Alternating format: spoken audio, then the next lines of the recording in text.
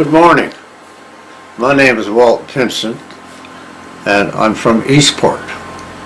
And today I expect that you would like to be visiting my studio to see what I'm about. You've been painting for how long? For over 50 years. And yes, so it's been a long journey, but an enjoyable one. And your medium is? Oils, mainly oils. Would you like to show us what you have here? Yeah, sure. I have a few around here at the moment. Yes, thank you. Yeah. This is the painting of Battle Harbor, Labrador, and it's a small island off Labrador that is famous for its history of the schooner days, fishing. It's very colorful. It exists now as a United Nations heritage site. Schooner days, it was known as the schooner capital of Canada, or Newfoundland and Labrador at the time, and it existed on an island just off the Labrador coast. And so in the early days, ships from Newfoundland would go up to Labrador to seek the bigger cod, and they used to nestle in between that island and the main island in Labrador. There's a few other pictures that I have here. These are originals. The top one is called Uncle Bernard's Stage, and that's in Herring Neck out near Twillingate, and it's my wife's uncle's fishing stage. And the robins down below is a gift to my first wife, Lillian, on Valentine's Day. And it's called a hitching reel. Yeah, the schooners, I'm in the middle of one on the easel. They're up there now, actually, the schooner similar to that. This photograph is not my painting, but that's a photograph of schooners in St. John's Harbor. And it could have been any time from 1500 to 1950 or 60. That's the way the schooners would come in from each of the villages to sell their fish. And you can see by the marketplace here that it's there's a bunch of businessmen from St. John's buying the salt cod that was produced out on the coast. So. You are the artist's wife. Yes, I'm Norma. Yes, we've been together now 20 years after both of us losing our partners. So I am a newbie, really, to his life and this place. What's it like to be married to Walter? Yeah. Lovely, actually. The man is a gentleman, tall and straight, true as an arrow, creative and fun and adventurous. He's full of self-confidence that takes him into people's lives and into community living in a way that's glorious. It's beautiful here with him. What inspires him? He's curious, so there's most anything would. He notices things. He notices the smallest flowers, how weather works and what it does to light and people. Just most everything. And he's a history buff, so the reading that he does, I think, is inspirational for him too. He knows a lot about our country and our province, and he's tuned into world events. So he's a man that's inspired in many and all directions. Yes, and so now you see the picture of the schooner outrunning the storm, and as a good example, actually, that's a copy of it there, but this is a type of fishing schooner that they used all over Newfoundland and Atlantic Canada as well. It's a typical schooner, a fishing schooner. And these little dories were the ones that used to be on board for the fishermen to get in and roll off to the fishing grounds. That would be for you know, it wouldn't matter where you're from. Yeah, so this is a collection of my work that is on display. We have people, it's not a busy place. So but I've got pictures of, this is Battle Harbor, by the way. This is the place at the historic side of Labrador for the fishery. And these boats, like the one up top, that's a typical boat of the day. And in Eastport here, Eastport is known for its beaches. And there's Sandy Cove, which is on the other side of the peninsula. And this is Eastport, which is just down below my house, about a couple hundred yards. And this one is called the North Side Beach. It's a longer beach, yeah, so they're beautiful places to wander. Yeah. And so up here, that's up top there, that's I ran a fishing lodge in Labrador, a trophy fishing lodge, and that's up in the Mealy Mountains, and it's called Whitey's Pond. And it's beautiful for trout. And here we go now. This is at the in Salvage right here with the houses on the end. It's part of the architecture of this area's salt box houses. And this is dated. This is called TP Point. TP Point is actually in Twillingate, or pardon me, it's part on Fogo. It's in Fogo Island. And at one point, I guess, the indigenous people had teepees out here in the early days, and this is a period shot from about 1930, 1940, and since then they put a fish plant there. So, you know, catch a little bit. Part of the game that I face is trying to capture things that are disappearing. When I say, you know, these are things that are of us here in Newfoundland, and I guess probably that's what a lot of people expect to see. So did you look at pictures from the 30s? Yes, this one here is from the 30s. On this point, they found remnants or evidence that the indigenous people, Beothics, had teepees out here. Again, about the same time, they must have got drove inland. It's part of our history as well. And Labrador, of course, is the land of lakes. It's the big country, the big land. And as of late, this our beach friend, my friend here, had Newfoundland dogs, and so I call that the three Newfoundlanders on the beach, and it's just down below the house. Another thing I'd like to point out is this picture here of the starling and the blue jay. That's a combination. It's a combination of art by my brother Glenn, and my brother Glenn was dying of cancer, and he lived in New Brunswick. And at which point I went to visit him in his studio, and he had just imposed, when he had started off this painting with the wheel, this is an actual photograph. All he had on it was the wheel and the rail and the two birds. So he hadn't had time to finish it, but when he was dying, he asked me to finish the picture the way I thought it should be done. And so with that I put in a reason for those two birds to be together. And of course the mountain ash, we call the mountain ash dogberries here. It was one reason for the two birds to be together. And so Glenn said, finish it your way, but make sure my name is on it.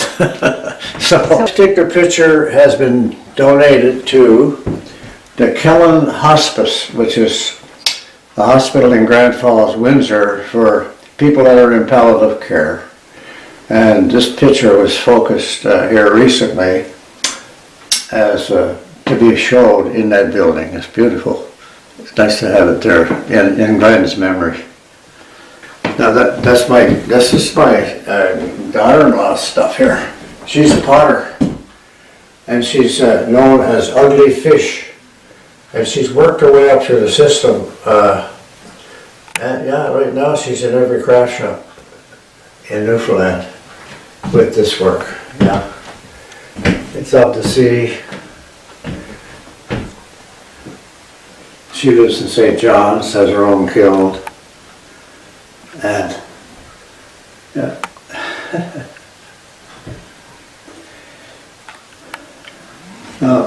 Part of my early days, I'm from a mining town, and this is a picture of the old mining shaft where they mined in Buckins. And some of these are of Newfoundland, that they go back a ways, but again, it's part of our history. And in here I have, I guess, basically there's a few originals, but most of my originals are upstairs. There's the mountain scene. I used to trail ride in the Rockies, and that one up there is of Allenby Pass up out of Banff, Alberta.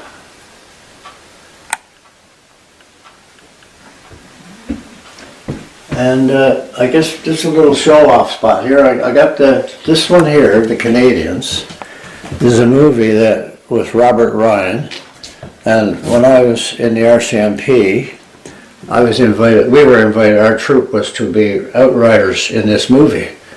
So part of us, there's a picture of me and Robert Ryan on the set, and this is the set there. And so, yeah, so I could claim, my claim to fame as a horseman is to have ridden with Robert Ryan in a Western.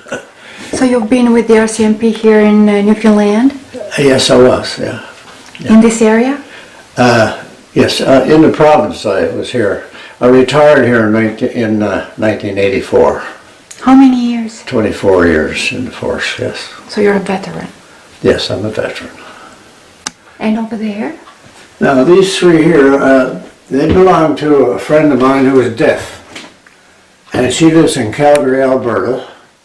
And she came here years ago, and I was part of her, I was no part of her talent, because this is she's a natural person, a deaf person who we used to take into the school here and show them how other people see things. They're perceptive, you know. And so this is some of her work, and she's into horses and all that stuff in Alberta. She's excellent. Now this is a picture, it's not quite finished yet, I still got to finish a few things off, but that's a picture of my granddaughter's hand in Pippi Park in St. John's. Yeah, so, and of course there's some, yeah, so basically this is some of my earlier work is recognized locally. This is Mom's Line, which I have a copy of it here, and that's in the Down Owner magazine, which is a popular provincial magazine. And so basically this is where, yeah,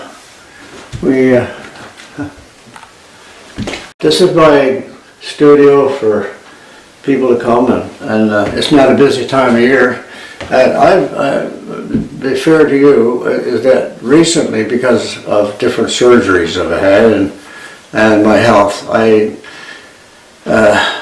backed away from calling myself a business, and I'm not framing anymore. And so I'm down to now getting into touching up a few pictures I have in the studio. So if you'd like to join me up there, that would be nice. I had so many issues about my background, trophies and that sort of thing, that I either had to get rid of them or find a place. Now Lillian decided that this is the place. I had horses. I had a horse when I came here. She decided that maybe she'd take the loft of the barn and turn part of it into this gallery studio. So that's what I did. My journey as an artist began when I lived in Regina at the RCMP Academy. I was an instructor there. I went back there several times in my service. But I have an autistic son, and during that period when he was young, we were going through periods of crisis, family crisis. So I began painting as a relief, and so it started off there. And I just paint what's around me, and yeah, mostly all local stuff. So on this wall here is a section of my service in the RCMP. As a matter of course, I was a drill instructor at the academy, and this is the second troop of female members that came into the RCMP. And that's you? That's me. I'm leading the troop. That was a pleasant job. But you see the way they're dressed there now? They look like they might have been in the Salvation Army. One of those, you know? That was 1975 and 76. Right now they dress the same as a regular member of the force, of course. Part of my journey in the RCMP was I had to teach use of firearms and use of force and that kind of thing. And I have a picture here of one of the teams that I was on at the academy, and this team won the Canadian Combat Police Shooting Championships 4 years in a row. So that was memorable. Part of my journey as well was when the Royal Tour started in 1964. The family, I was there's a motorcycle operator there for the Royal Tour, and there's security in Prince Edward Island, Quebec City, and Ottawa. Yes, and so on it goes. But this is a troop, the original troop that I trained with, H Troop in 1960. And that's a troop photograph. And Ed Lutz, who is a troop mate of mine, he lives in St. John's now. This is a picture of me and my, well, he was my coach in the RCMP. And we, the two of us in competition, national competitions, the two of us qualified to go to the World Shooting Championship in Phoenix, Arizona in 1970. And yes, I know, but that's me. I don't know if you can recognize me or not, but Ron Wilner and myself qualified to go. And we didn't win any gold medals, but we participated and we did well. This is when I received the Queen Elizabeth's Jubilee Medal, and it was presented to me in Ottawa by Prime Minister Harper of the day. So as far as the veterans go, these are members, since I've been in Eastport, I've been having parades and tree planting ceremonies for certain causes. And so, like, we've had some for women's issues, we've had it for indigenous issues. This is actually a real buffalo coat that was made, it says right there, in Prince Albert, Saskatchewan. That's not young, but when I had my horse, you see, there's a little bit, you'd have to appreciate, a little bit of cowboy in me as well, because I had quarter horses here, and I used to use that in the winter time. And there's a pair of seals, you talk about sealskin, this pair of sealskin saddlebags that I used to have on the horse. They were made in Newfoundland. And so there's the wall. That's my wall of my journey in the RCMP. A lot of it, of course, was inspired with that way, you know, the visions of the RCMP. And I had a career, I suppose I would have to say, that was wonderful. I was successful. And this is a limited edition print by Earl Freeman. He was a painter for the Northwest Paper Company out in Washington somewhere, and he did a lot of series on the Mounted Police. And that picture there got my regimental number on it. And so all these all these plaques along there, and you go right over, and up you go. Just some of my shooting medals and all that. That's my trophies, would say. And in keeping with the spirit of the RCMP, I managed over the years to glean a buffalo skull. That's because that's part of the badge of the RCMP. And on there I have a couple of eagle feathers and an owl feather that were given to me over the years. And now these trophies, and I've had a lot of them I had to get rid of, but these are some of the trophies, and what's going to do? I held several shoots where I donated trophies, and so these are trophies that I've won over the years, and these medals all came from different shoots. When I was at the World Shooting Championship, the team asked me to be the flag bearer. The only picture I got is that little one right there at the World Shoot with me waving the Canadian flag. But I do have a silver medal, a Canadian national. I have a silver medal there from the national matches and other ones. There's yeah. So there's a Labrador trout. A speckled trout from Labrador. That's the size of them. You're a musician as well? Yes. Well, I guess I could claim that. I did earn some of my living from my jobs, singing and playing around the campfire. It was all part of being. Did you have a special song that you liked? A special song? Well, I got many special songs. Well, one that is sort of a rowdy song is Ghost Riders in the Sky. I think every artist, Western artist, sang Ghost Riders in the Sky, and that was popular around. That type of song would be nice around the fire, or at the lodges. Yeah, so all of these, that's it, and then some of these are certificates. I did go abroad, in terms of continuing my training with the RCMP and continuing whatever talents I had in the direction I was firearms and protecting people. I went abroad to the FBI Academy and the United States Army marksmanship unit. Yeah, so that was a pretty intense time. At my early days, I was transferred to Prince Edward Island from the academy. Then I was transferred to the academy again as a foot drill instructor. Then I was transferred to the field to Stephenville, where we did actual police work for a couple of years, and then I ran a detachment in northern Newfoundland, Roddington. And it was one of the best postings, I guess, that I've had, because it's the freedom to operate snowmobiles, be involved with outdoors activities and that kind of thing. Do they stay in touch with you? Pardon? Do they stay in touch with you, RCMP?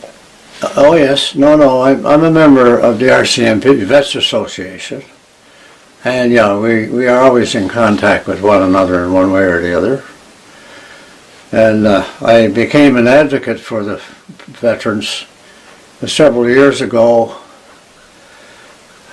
and we were debating why a 1910 regulation governing pensions was still in effect. And the one thing that really got, I guess, where I retired and I remarried over the age of 60. Because I married over the age of 60, my wife was not entitled to any benefits from my pension.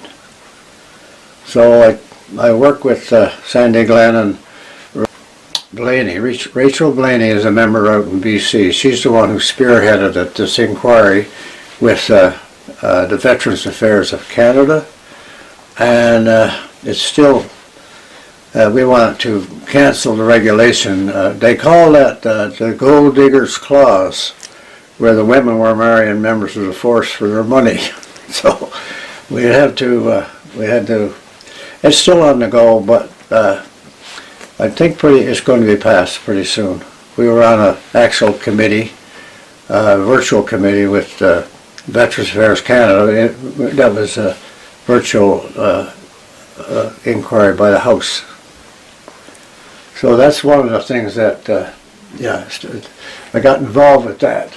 Helen Escott, who she's a civilian member of the RCMP, and she's written many books, and she started this for the book In Search of Adventure by the Mounted Police in Newfoundland, Labrador, the first 50 years, and I was invited to write some of my short stories. So I'm a staff sergeant. That's me then. I better straighten up.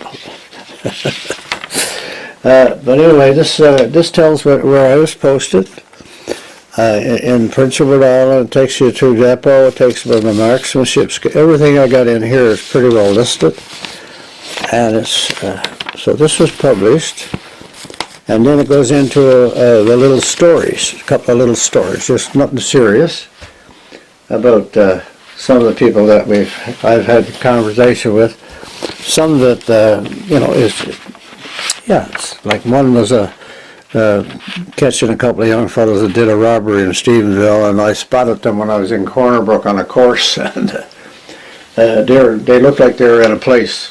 And when I got to check on it, they had actually stolen money from a taxi driver, and the taxi driver didn't even know about this yet. So anyway, that's one short story, and the other one was about an English wartime nurse. And this one is amusing because a small village out of Fishett Islands up off Roddington, they had shot some polar bears.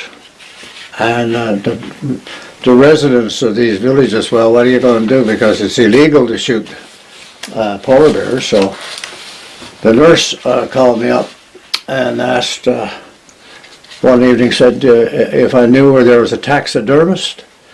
And I said, yeah, one in Lewisport.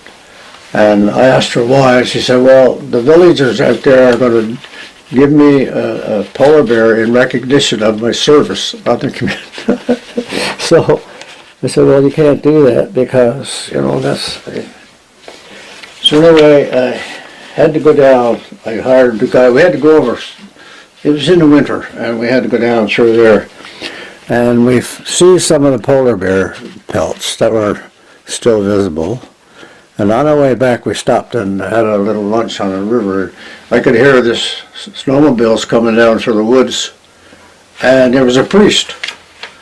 And he was on his way down to the same village. And he connected with us around the campfire. We were having a cup of tea. And I asked him what he was doing on the trail. And he said, well, I'm coming down to the village. They're going to present me with a polar bear skin. So that's the little story there about how he, once he found out what I was doing, he was very upset that I was sticking to the book and all this stuff. And so he had little to do, but the nurse now, we were good friends, and after I went back, she understood what I was at. So anyway, that's the sort of thing that, you get involved with people, and it's not hard crime or anything like that, but it's dealing with people. And in this one here is also, I got a photograph. This is my son Roy, who was the autistic boy. And this is one after a parade here in Eastport there a few years ago. He loved getting up on the horse. Now Roy lives in Dover, which is an hour from here. And he's got a wonderful family taken care of. The mayor of Dover is his care, he takes care of him with a team of people, care workers. But the mayor of Dover actually became the world mayor of the year in 2023. So Roy's manager is a world recognized small town, but that's who's Roy's caregiver. So in this book here, she wrote it down. Said not only that is just what I sent in, but she Helen Escott wrote this up or edited it. And she says here, I retired in 1984 with 24 years in a year's service. And as a young Army cadet from Buckens, a small mining town, I grew up to create the marksmanship program and become the father of the emergency response teams in the RCMP. So there's other things that I got. Yeah, so it continues on some of the different awards, That's my RCMP side.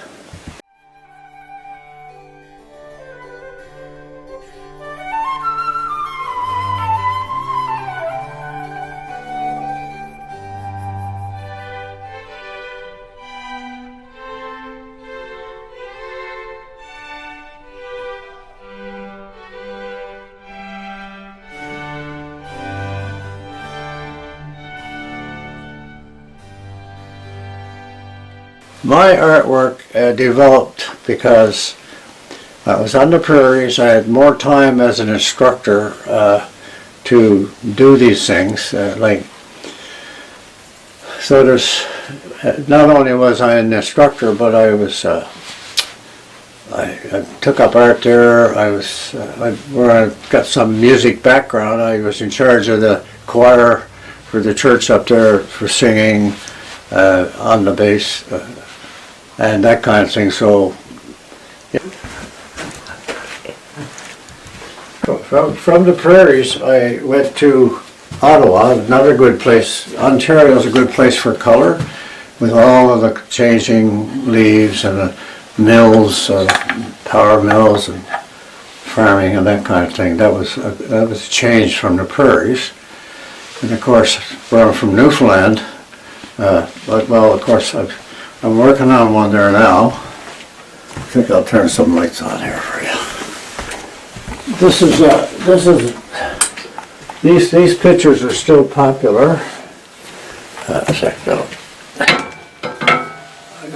Well, there's a picture of Norman and I when we got married. Right here in the corner. He talks to Norman. Yeah, after Lillian passed away, Norman was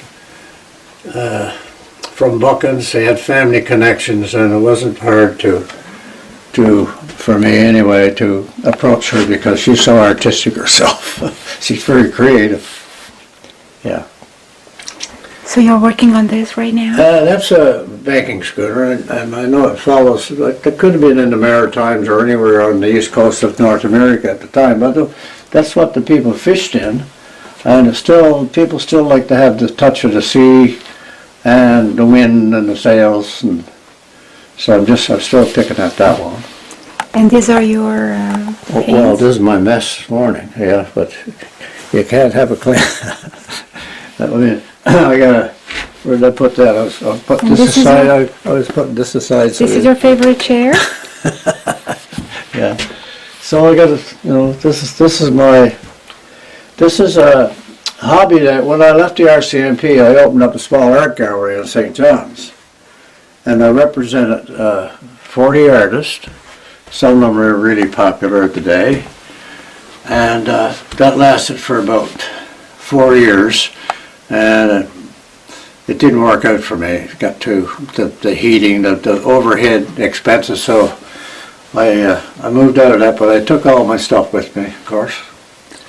So so people still, well, I'm fortunately for me, I've been part and parcel of the Arts and Heritage Center here. I was a founding member and founding president of the Eastport Players, which is a theater troupe. I founded them in 1985, and we just planted a tree last year in their honor here last fall. And also because at that time, the three-room school that was across the road from me, it came up for sale. And while I'm sitting there having coffee, I just said, well, I got to do something about that. So we started I initiated a board of directors, and eventually after 5 years we obtained a building, and now it's got 25 years as an operating Arts and Culture Center. We have a nice art gallery over there, a 200-seat theater, and in the summertime, it's a busy place. So I'm very proud of that, and always will be. Yeah, this is a beautiful community, and I guess anybody who wants to see art, they can go there, but I'm just across the road. What I do is not difficult. It's just something that flows. Like I'm doing a waterfall here now from down in Traytown, and I'm just flowing out of that now. And as the water's coming out, I'm getting out of it in a minute as I paint. But so no, it's art. Art's been a very important part of my life. All the arts, music, and right now I have a little bit of art and music, and I started to do a bit of writing now about some of my experiences in the force. And so I can keep busy at that. But the one thing that I've always asked, about art, and I think you alluded to that the other day when you spoke to me, is art, if you have it in you, somehow you have to express it. And sometimes it might sound like, I say one thing is you got to be a show-off. You can't hide it, you got to show it. And so I'm a bit of a show-off. But at the same time, I tell people, if no matter what occupation you have, then, and if you got art in that child or the art part of you, keep it, because it's very important, especially all through your life. You should, no matter what you do. This is my other life as a, I don't know what you call me, a trail rider. And this is one of my horses that I had, Chief, and there's the other one. That's Monty. They're 2-quarter horses. And that buffalo coat that you saw in the studio, that's what I used to use. And this one? Well, that's just a card, and this is Chief under harnesser for one of the trophies, for one of the parades, and this down here, of course, that's just. And there's my saddle. This photographer came to town one day, and that's what he did for me. This is a picture of Canada Day. In 1989, I was part of the trail riders that rode out to Joey Smallwood's ranch. And there's him and his wife, and he was being given a certificate of being one of the founding fathers of Confederation.